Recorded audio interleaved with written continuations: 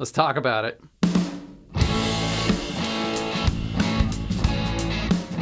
I moved my desk around. If you guys remember, I've actually had my desk on that wall for a little while. I've been wanting to move it over here for a minute, but I've been waiting on building a few acoustic panels before doing that. So today is all about acoustics and acoustic treatment. Let's be honest, like acoustic treatment is maybe one of the most expensive things that you can buy for your studio. So if you can build your own acoustic panels, you will save a substantial amount of money. And it's really easy. So I'm gonna give you my step-by-step how-to guide on how I build my acoustic panels, the materials you'll need, the tools, and then once you build them, where you can place them to get the best bang for the buck. And then along the way, try to dispel some misconceptions about acoustics and acoustic treatment. One thing to say real quick, so even though I have been a college-level instructor of audio engineering at an accredited college where students would take my class to get a degree in audio engineering, audio engineers are not acousticians. And that's important to know because like we love to play dress up and pretend like we are. We just play in this world. But acousticians are special. They are the ones that are like part mathematician, part architect, and they blend those two worlds. Like we just play in this world. So I say that so you can filter it through that lens and understand that the more content that you consume about acoustics that's from audio engineers, just take it with a little bit of a grain of salt. I'm gonna share with you all the fundamentals and the basics that I understand. However, if you are an acoustician, make yourself known in the comments. I will read it and I will pin it up at the top of the video if any corrections need to be made. So let's dive in. So first and foremost, you're gonna need some sort of acoustic insulation. I use this stuff from this company ATS. It's called Acoustic Cotton. It's like a compacted recycled cotton insulation type thing. If you couldn't tell from the tattoo that I've got here, I'm kind of a hippie, and so I love the idea of those panels being made out of cotton as opposed to fiberglass. Although the fiberglass stuff is safe, you can also use rock wool, and Owens Corning is kind of the industry standard these days too. You're gonna need some wood. I just go to Lowe's or Home Depot and I pick out what's called the common boards. They're just pine boards, nothing special. Find the cheapest wood you can. Just make sure it's straight. Like lay it down on the ground at Home Depot and like push down on like the different parts of the wood, see if anything lifts up, because if anything lifts up, it's got a bend to it. Just try to find the straightest boards you can. We're not being graded on this. And then you're gonna need a few other tools. So of course, like measuring tape, you're gonna need some sort of saw or way to cut the wood. You're gonna need a drill so that you can put some screws into the frame. And then last but not least, you're gonna need some fabric. I just went to Michael's recently to pick just some plain black fabric. That's a good go-to. And then just like a staple gun and some staples. All right, welcome to my basement. First thing we're gonna do, we're just measuring out the wood here. These are 24 by 48 inches, the insulation that we're using. So we are first gonna measure, the first cut of wood is exactly 48 inches. So let's go ahead and cut that.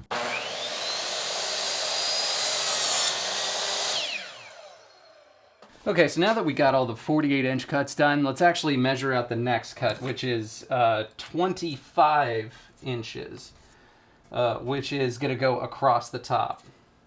All right, now since we got our cuts done, you're gonna take the 48-inch board and the 25-inch board, and we are gonna put them together. You want the 25-inch board to be on top, not on the side. If you put it on the side, this whole frame is gonna be 1 inch too short and 1 inch too wide. You don't want that. These are 25 inches to accommodate for the thickness of this board. So it's gonna be perfectly 24 by 48 on the inside of this. So there is one magical tool that I do love, and I'll put links to Amazon where I got this, but it's this angle clamp, which actually holds these two pieces of wood in the perfect spot while you're drilling, so you don't have to worry about like balancing the wood. All right, now that we got it clamped up, now it is time to drill. You know, yeah, just, you know, make it happen. I'm leaning this against the table you're probably better at this than me. But this works. You know.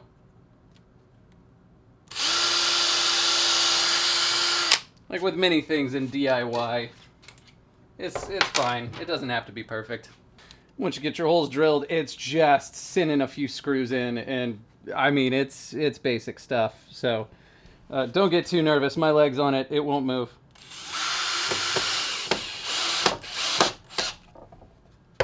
It worked. It's literally just rinse and repeat until you get all 4 sides done.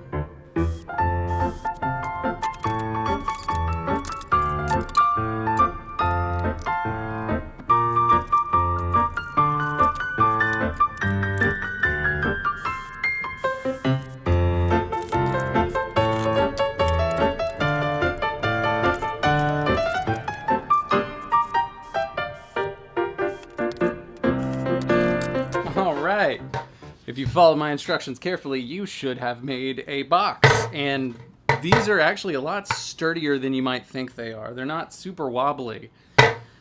Perfect. They don't need to be weight bearing or anything. They just need to hold a little insulation. All right, so once you got your frame built up, the next thing that you want to do not skip this step, is to clean up your space, specifically the floor, which is most likely where you're going to be doing the next part. So if you are working on your garage or your basement floor, sweep. If you're working on carpet, make sure you vacuum. Reason why is because the next step is we're going to lay our fabric down, like face down. Yep, that's right. The part of this acoustic panel that is facing you once it's on the wall, that's going to go face down on the ground first before you do anything else. So make sure your space is clean. You don't want anything to give it a snag or a stain or anything stupid like that.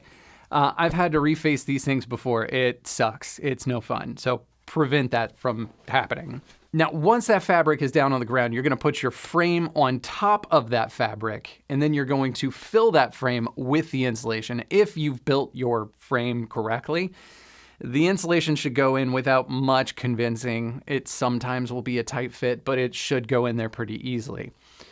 Then what you're going to do is you're actually going to take that fabric and you're going to pull it around from the front of the frame to the back of the frame, and you're going to staple it on the back. Best advice that I've gotten on this, start in the center and then work your way out. So what I'll do is I'll staple kind of the center on the side, and then I'll work around to the other side and I'll staple the center on that side, then the center of the top and bottom, and then I'll work my way out from those center spots. It's almost like tuning a snare drum. You don't want to just go completely around the side clockwise or counterclockwise. You bounce around in a star pattern, that kind of thing. That way, as you're pulling it and you're stretching the fabric, there shouldn't be too many wrinkles or creases or anything like that. Once you get to the corners, I just realized I'm gonna have to pull the panel off the wall again. Okay.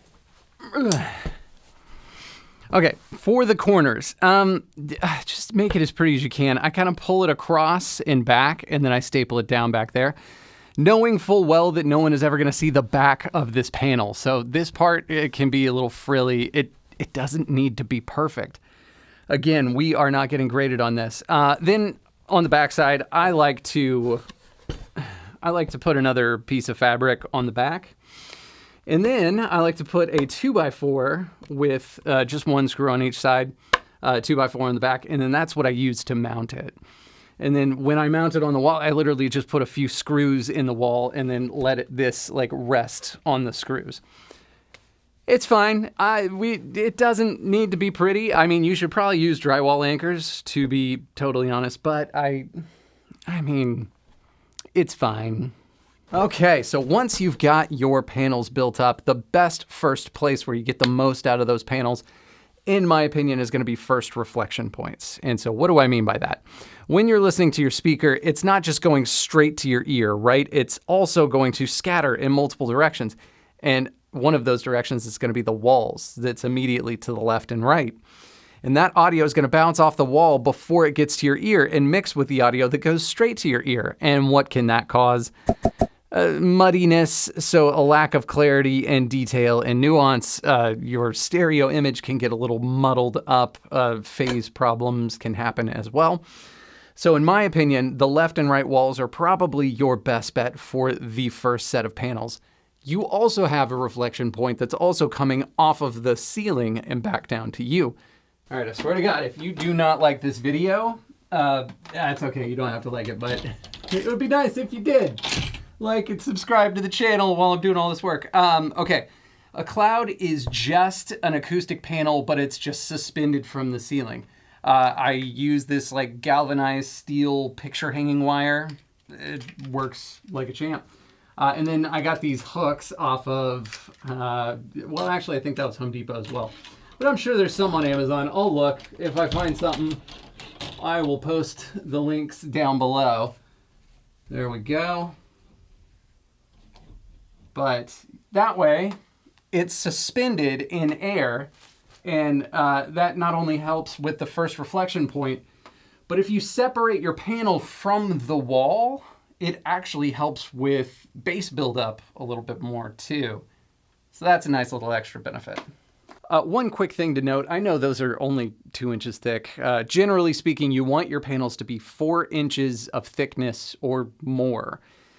I just ran out of insulation to use, and I reached out to ATS to see if they wanted to work with me on a video, but they just never responded. So I had to buy all this with my own money and my own budget. So that's, yeah, we'll upgrade later. After you get your first reflection points taken care of, then what I would do is I would work on the corners of your room. This is why sometimes you'll see me put a crib mattress in the corner of my room. The corners are where bass will build up in a room. A lot of small rooms have bass frequency buildup problems. If you're having a hard time with like low-end translation of your mixes, treating the corners can actually be one of the most beneficial things for that. So it's a really good use of some bass traps or acoustic panels.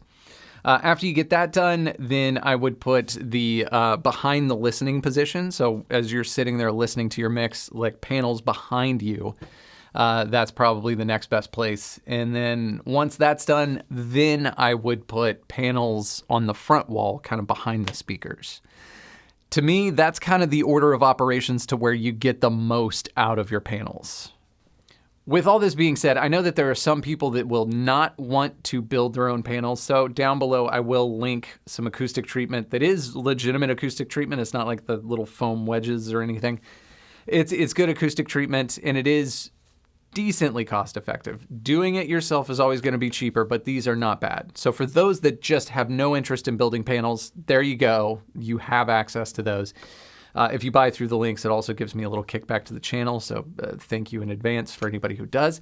And then last little bonus tip, if you can get those panels off of the wall by just a couple inches, you can actually increase the effectiveness of those panels exponentially so. So either the panels you build yourself or the ones that are down in the links below. If you are able to do that, if you're able to separate the panel, it makes it so that it's not only absorbing just the frequencies coming in to the front of that panel, but it's also the frequencies coming in off of the wall and some of those bass frequencies that build up. So it just increases the effectiveness of those panels. So get more bang for your buck that way. If you are interested in a video that's talking about acoustics while tracking, I have that video somewhere up here. So keep an eye out for that. If you enjoyed this video, hit the like, hit subscribe, comment down below. Let me know your thoughts, feelings, opinions, smart remarks, comments, whatever you got. I'm all ears. All right, thanks guys. I'll see you in the next one.